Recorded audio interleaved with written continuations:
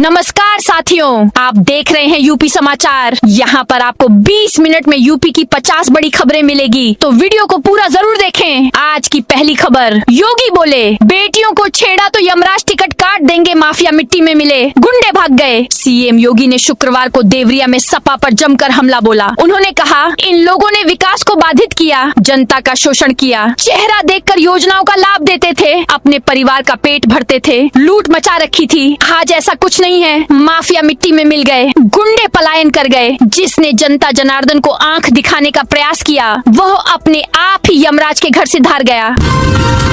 UP में जून माह के फ्री राशन बंटने की आ गई डेट। यूपी में जून माह के फ्री राशन बंटने की डेट आ गई। जून माह के राशन का वितरण 25 मई सोमवार से शुरू होगा। राशन 10 जून तक वितरित किया जाएगा। राशन का वितरण सुबह 6 बजे से शुरू होकर रात 9 बजे तक चलेगा। इस दौरान अंत्योदय कार्ड धारकों को 14 किलो गेहूं व 21 किलो चावल, कुल 35 किलो निःशुल्क शुल्क राशन मिलेगा, जबकि पात्र गृहस्थी कार्ड धारकों को प्रति यूनिट 2 किलो गेहूं व 3 किलो चावल मिलेगा। देश का सबसे बड़ा बैंक एसबीआई लगातार 6 दिन रहेगा बंद। देश के सबसे बड़े बैंक के रूप में स्थापित भारतीय स्टेट बैंक में लगातार 6 दिन काम नहीं होगा। देश भर में इस बैंक की किसी भी शाखा में लेन देन का कोई काम नहीं होगा। भारतीय स्टेट बैंक की देश भर की सभी शाखाओं में 23 से 28 मई तक कोई काम नहीं होगा। 23 मई यानी शनिवार से बैंक की ब्रांचें 6 दिनों तक बंद होने वाली हैं। शनिवार 23 मई को महीने का चौथा शनिवार होने के कारण बैंक बंद रहेंगे। 24 मई रविवार को तो साप्ताहिक अवकाश के तहत बैंक में छुट्टी होगी।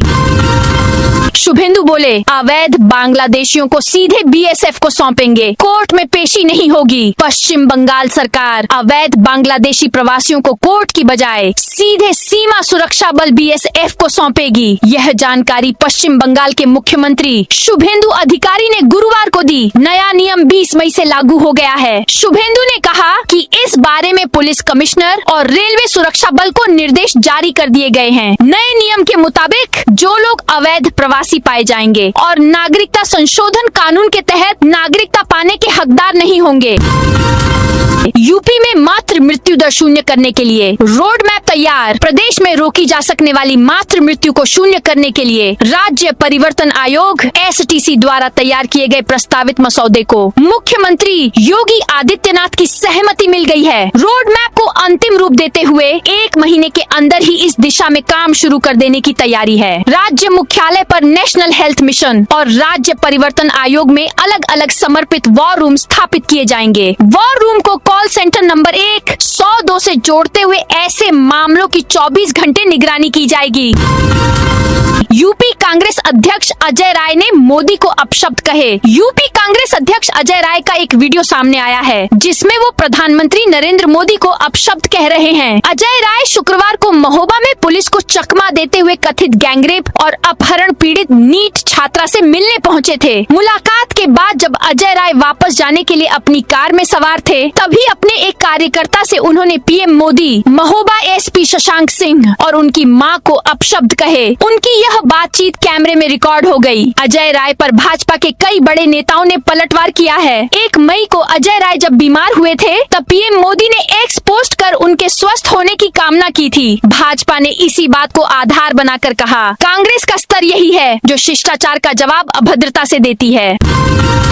लखनऊ में 70 जज साइकिल चलाकर कोर्ट पहुंचे। यूपी में पीएम मोदी की ईंधन बचाने की अपील के बीच लखनऊ में शुक्रवार को 70 जज एक साथ साइकिल से जिला कोर्ट पहुंचे। जजों ने अपनी साइकिलों पर पंपलेट लगाए थे, जिन पर लिखा था, एक देश एक संकल्प, ईंधन बचाओ। उधर कुशीनगर और महाराजगंज में पेट्रोल डीजल की किल्लत बनी हुई है। लगातार चौथे दिन कई पेट्रोल पंपों पर लंबी कतारें लगी रहीं। लोग बड़े बड़े डिब्बे लेकर पंपों पर पहुंचे। फौजी दादा की मौत छिपाकर 10 महीने तक पेंशन हड़पता रहा पोता। शामली के कांदला क्षेत्र के गांव गढ़ी श्याम में एक पोते द्वारा अपने फौजी दादा की मृत्यु को छिपाकर करीब 10 माह तक पेंशन निकालने का मामला सामने आया है। आरोप है कि उसने बैंक और विभाग को बिना सूचना दिए हर माह पेंशन की रकम निकालता रहा। इस मामले में शिकायत के बाद कार्रवाई की जाएगी।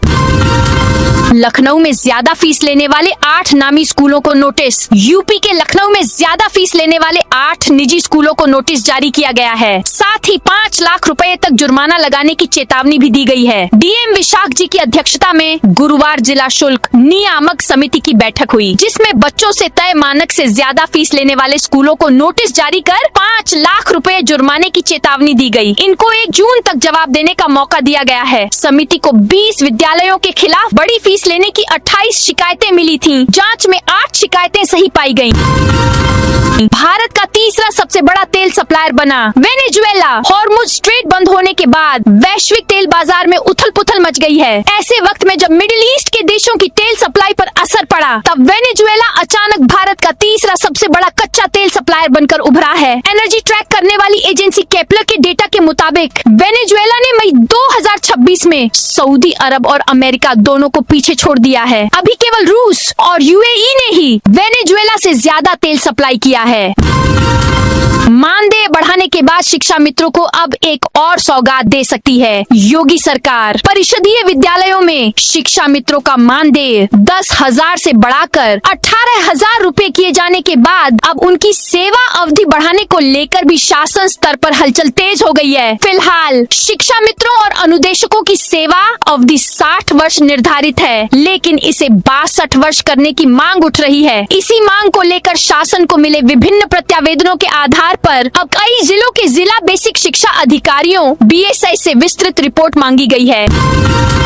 काशी विश्वनाथ मंदिर और ताजमहल बने जनगणना का हिस्सा। प्रदेश में जनगणना 2027 की शुरुआत जोरदार तरीके से हो गई है। इस बार सिर्फ घरों की गिनती ही नहीं, बल्कि प्रदेश की ऐतिहासिक और सांस्कृतिक पहचान भी जनगणना का हिस्सा बन रही है। काशी विश्वनाथ मंदिर, ताजमहल और झांसी का किला जैसी ऐतिहासिक धरोहरों को भी मकान सूचीकरण और भवन गणना अभियान में शामिल किया गया है। अभियान के पहले ही दिन प्रदेश में 1,35,00,000 से अधिक घरों को जनगणना संख्या प्रदान की गई।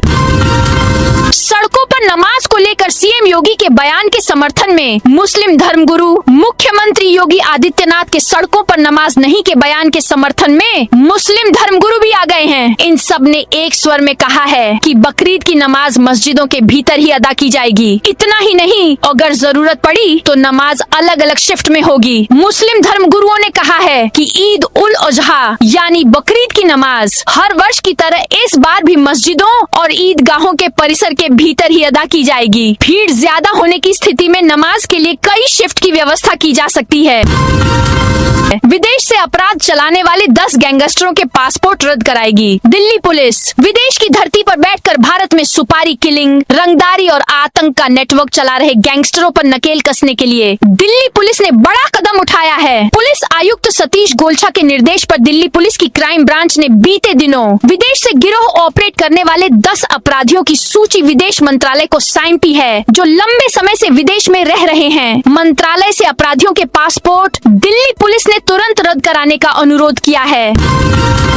यूपी में भीषण गर्मी, ट्रैक्टर ट्रॉली को स्विमिंग पूल बनाया। वेदर के मुताबिक दोपहर 3 बजे दुनिया के सबसे गर्म शहरों में 13 यूपी के रहे। पारा 47 डिग्री सेल्सियस रिकॉर्ड किया गया। इनमें वाराणसी, जौनपुर, अयोध्या, प्रयागराज, मुरादाबाद, मिर्जापुर शामिल हैं। बांदा में चौराहों पर ट्रैफिक सिग्नल बंद कर पुलिस की तैनाती की गई, ताकि लोगों को झुलसती धूप में रेड लाइट में खड़ा न होना पड़े। जगह जगह कूलिंग सेंटर बनाए गए, कूलर और ठंडे पानी के इंतजाम किए गए। गोरखपुर में लोगों ने ट्रैक्टर ट्रॉली को स्विमिंग पूल बना लिया। काशी में बाबा विश्वनाथ का 24 घंटे जलाभिषेक किया जा रहा। अयोध्या में भक्तों के लिए लाल मैट बिछाई गई।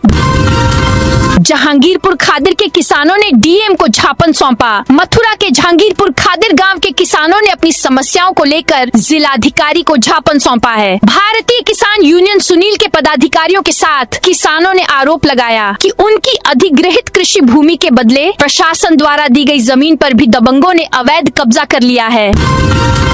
राजा भैया धनंजय समेत 50 बाहुबलियों की हाईकोर्ट ने क्राइम कुंडली मांगी। इलाहाबाद हाईकोर्ट ने राजा भैया, बृजभूषण, धनंजय सिंह समेत 50 से ज्यादा बाहुबलियों की क्राइम कुंडली यूपी सरकार से मांगी है। कोर्ट ने बाहुबलियों के गन लाइसेंस और सुरक्षा की भी जांच करने के आदेश दिए हैं। कोर्ट ने गृह विभाग के अफसरों को फटकार लगाते हुए 26 मई तक जाँच रिपोर्ट जमा करने को कहा है। साथ ही गृह विभाग के ज्वाइंट सेक्रेटरी हलफनामा के साथ संबंधित जिलों के पुलिस अधिकारियों और कमिश्नरेट के कमिश्नरों की अंडरटेकिंग लिखित जिम्मेदारी भी देंगे। गंगा में नहाते नहाते युवक ने बियर पी, FIR दर्ज। काशी में गंगा नदी में इफ्तार पार्टी के बाद शुक्रवार को बियर पीने का मामला सामने आया है। 80 घाट गंगा में नहा रहे एक युवक ने बियर पी, फिर केन को मोड़कर गंगा के तट पर फेंक दिया। युवक की इस करतूत को किसी ने अपने कैमरे में कैद कर लिया। उसे नदी से बाहर अपने पास बुलाया और फटकार लगाई। आरोपी युवक ने माफी मांगी। उसने कहा, गलती हो गई, अब आगे से ऐसा नहीं करूंगा। जबलपुर कोर्ट में सरेंडर करने पहुंचा त्विषा का पति समर्थ। त्विषा शर्मा केस में मुख्य आरोपी पति समर्थ सिंह आज जबलपुर कोर्ट के सामने सरेंडर करने पहुंचे हैं। कोर्ट परिसर में समर्थ मास्क और टोपी लगाए अंदर घुसे, जहां उनके वकील उनके साथ मौजूद थे। बता दें, समर्थ त्विषा की मौत के बाद से ही फरार था, जिस पर पुलिस ने 30,000 रुपए का इनाम रखा था। मौलाना शहाबुद्दीन बोले, मुस्लिम छात्राएं स्कूल में पहने हिजाब, क्लास में उतारें। यूपी की राज्यपाल आनंदीबेन पटेल के शैक्षणिक संस्थानों में ड्रेस कोड लागू करने के फैसले का ऑल इंडिया मुस्लिम जमात के राष्ट्रीय अध्यक्ष मौलाना मुफ्ती शहाबुद्दीन रजवी बरेलवी ने समर्थन किया है, लेकिन उन्होंने यह भी कहा है कि इस आदेश में कोई नई बात नहीं है, क्योंकि प्रदेश के अधिकांश स्कूलों और मदरसों में पहले से ही यूनिफॉर्म व्यवस्था लागू है। कुछ लोग इस मुद्दे को हिजाब से जोड़कर बेवजह हिंदू मुस्लिम रंग देने की कोशिश कर रहे हैं। उन्होंने कहा, जब सभी बच्चे एक जैसी यूनिफॉर्म पहनकर पढ़ाई करेंगे तो शैक्षणिक माहौल बेहतर होगा। यह हर संस्थान के लिए जरूरी व्यवस्था है। सपा सांसद इकरा हसन पर FIR। सहारनपुर में समर्थकों सहित धरना देने के मामले में कैराना से सपा सांसद इकरा हसन के खिलाफ पुलिस ने गंभीर धाराओं में मुकदमा दर्ज कर लिया है। इकरा हसन के अलावा 6 नामजद और 25 अज्ञात लोगों पर FIR हुई है। बिजली विभाग का SDO और संविदा कर्मी रिश्वत लेते रंगे हाथ गिरफ्तार। उत्तर प्रदेश के सहारनपुर में भ्रष्टाचार निरोधक टीम ने आटा चक्की के लिए बिजली कनेक्शन दिलाने और सर्वे के नाम 20,000 रुपए मांगने पर उत्तर प्रदेश पावर कारपोरेशन के SDO देहात द्वितीय और एक संविदा कर्मी को रंगे हाथ गिरफ्तार कर लिया। एंटी करप्शन में कार्रवाई के दौरान विभाग में हड़कंप मच गया। आगरा में हीटवेव से बचाने के लिए लगे ग्रीन नेट। आगरा में भीषण गर्मी और लगातार चल रही हीटवेव के बीच पर्यटकों और आम लोगों को राहत पहुंचाने के लिए नगर निगम प्रशासन ने शहर के प्रमुख सार्वजनिक स्थलों और व्यस्त चौराहों पर ग्रीन नेट लगाने का अभियान तेज कर दिया है। तेज धूप और लू से बचाव के उद्देश्य से यह व्यवस्था की जा रही है, ताकि राहगीरों, यात्रियों और पर्यटकों को कुछ राहत मिल सके। यूपी में मिशन कर्मयोगी से सरकारी कर्मचारी हुए डिजिटल दक्ष। उत्तर प्रदेश की प्रशासनिक व्यवस्था को अधिक पारदर्शी, तकनीक आधारित और जवाबदेह बनाने की दिशा में मुख्यमंत्री योगी आदित्यनाथ के मिशन कर्मयोगी अभियान ने अभूतपूर्व रफ्तार पकड़ ली है। सूबे के सरकारी कर्मचारियों को डिजिटल रूप से दक्ष करने के इस महाअभियान के तहत अब तक 5.41 लाख से अधिक कार्मिकों ने 4 या उससे अधिक प्रशिक्षण मॉड्यूल सफलतापूर्व पूरे कर लिए हैं। चौंकाने वाली बात यह है कि कुल पंजीकृत कर्मचारियों में से 88.16% इस डिजिटल ट्रेनिंग को पूरा कर चुके हैं, जो राज्य सरकार की प्रशासनिक सुधार के प्रति प्रतिबद्धता को दर्शाता है। मुरादाबाद में धारा 163 लागू, भीड़ लगाने पर पाबंदी। मुरादाबाद में जिला मजिस्ट्रेट डॉक्टर राजेंद्र पेंसिया ने भारतीय नागरिक सुरक्षा संहिता 2023 की धारा 163 के तहत निषेधाज्ञा लागू की है। यह आदेश आगामी ईद उल जुहा, बकरीद और मुहर्रम त्योहारों के साथ साथ प्रतियोगी परीक्षाओं के मद्देनजर शांति व्यवस्था बनाए रखने के लिए जारी किया गया है।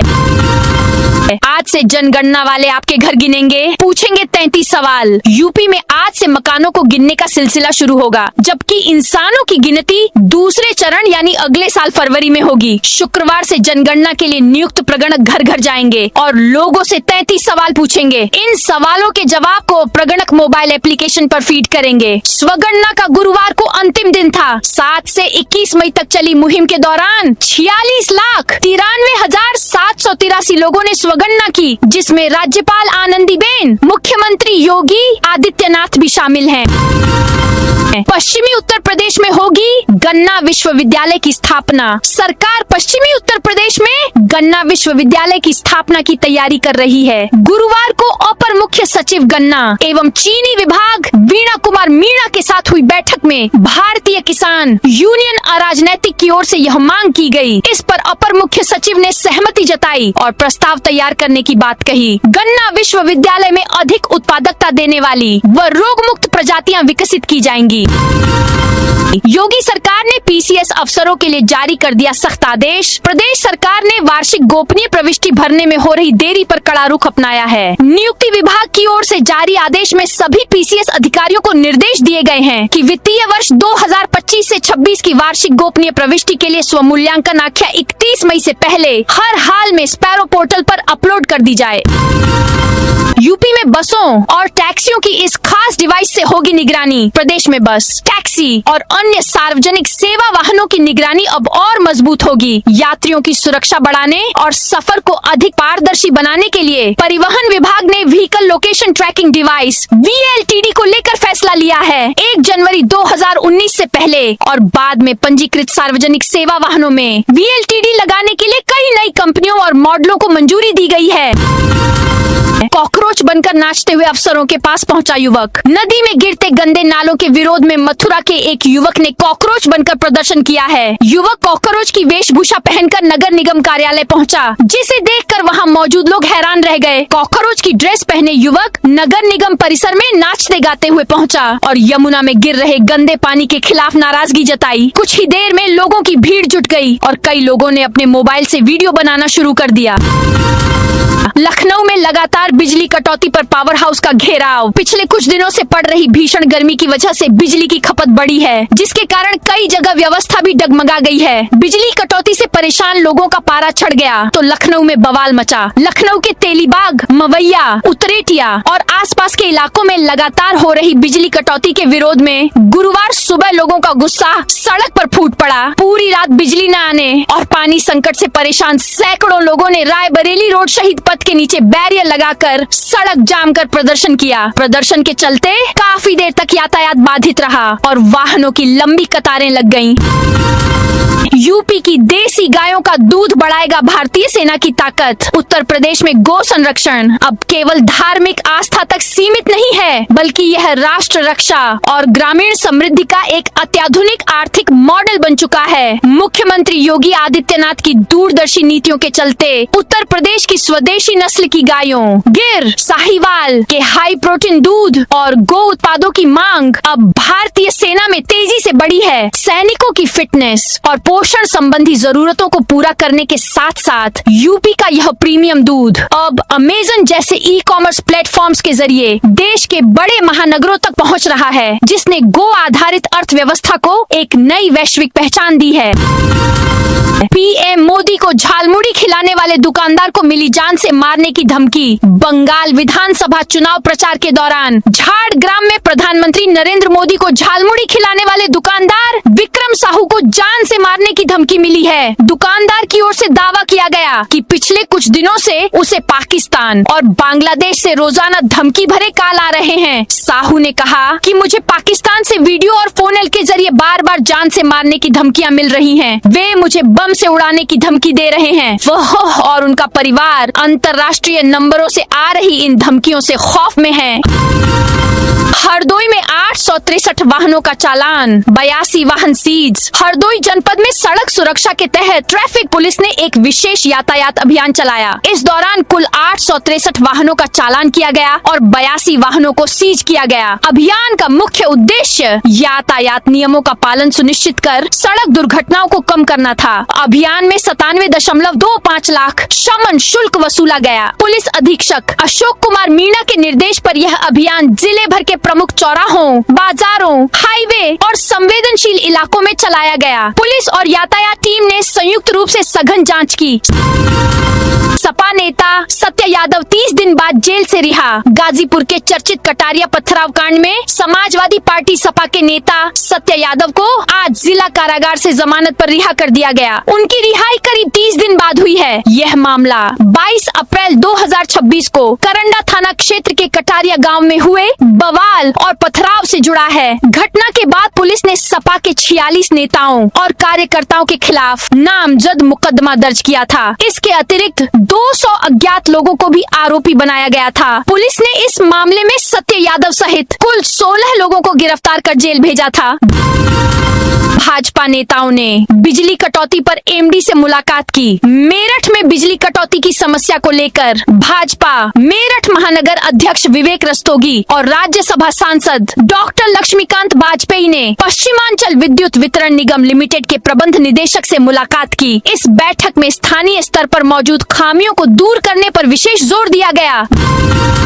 गोरखपुर की एक गैस एजेंसी पर 33 लाख का जुर्माना। गोरखपुर में एक गैस एजेंसी पर 33 लाख का जुर्माना लगाया गया है। यह कार्यवाही भारत पेट्रोलियम कॉर्पोरेशन लिमिटेड की ओर से की गई है। दरअसल लंबे समय से इस एजेंसी के खिलाफ होम डिलीवरी न करने और उपभोक्ताओं को गोदाम पर रात भर रुकने को मजबूर करने की शिकायतें मिली थी। जांच में सही पाए जाने पर यह सख्त कार्रवाई की गई है। जानकारी के मुताबिक एजेंसी को इसके पहले भी समय पर होम डिलीवरी के निर्देश दिए गए थे, जिसकी अनदेखी की गई थी। बीपीसीएल का साफ कहना है कि भविष्य में ऐसी गलती दोहराई जाने पर लाइसेंस भी निरस्त किया जा सकता है।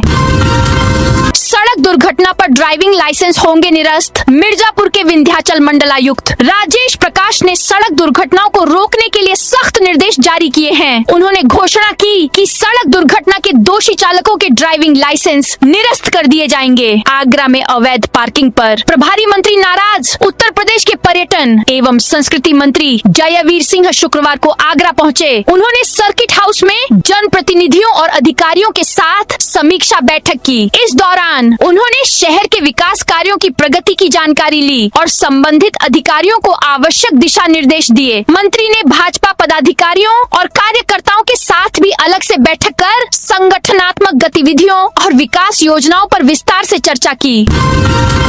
देश में पहली बार आईपीएल सटोरियों का सर्वर सप्लायर गिरफ्तार। झांसी में आईपीएल सट्टेबाजी मामले में पुलिस को बड़ी सफलता मिली है। देश में पहली बार सटोरियों को सर्वर उपलब्ध कराने वाले आरोपी को गिरफ्तार किया गया है। उसके सर्वर के जरिए ऑनलाइन सट्टे की वेबसाइट और ऐप चलाए जा रहे थे, जिन पर लाखों करोड़ों रुपए का सट्टा लगाया जाता था। आरोपी झांसी के सट्टा कारोबार से जुड़े कई लोगों के संपर्क में था। एलयू में ड्रेस कोड के खिलाफ छात्रों का प्रदर्शन। लखनऊ विश्वविद्यालय में छात्रों के लिए ड्रेस कोड लागू करने के विरोध में मंगलवार को छात्रों ने जोरदार प्रदर्शन किया। राष्ट्रीय शिक्षार्थी दल से जुड़े छात्रों ने कैंपस में राजभवन के फैसले के खिलाफ नारेबाजी की। छात्रों का कहना है कि विश्वविद्यालयों में विविधता और व्यक्तिगत स्वतंत्रता को बनाए रखना जरूरी है। ऐसे में ड्रेस कोड लागू करना छात्रों की मूलभूत स्वतंत्रता पर असर डाल सकता है। तो दोस्तों, ये थी आज उत्तर प्रदेश के सभी जिलों की दिन भर की ताजा और बड़ी खबरें।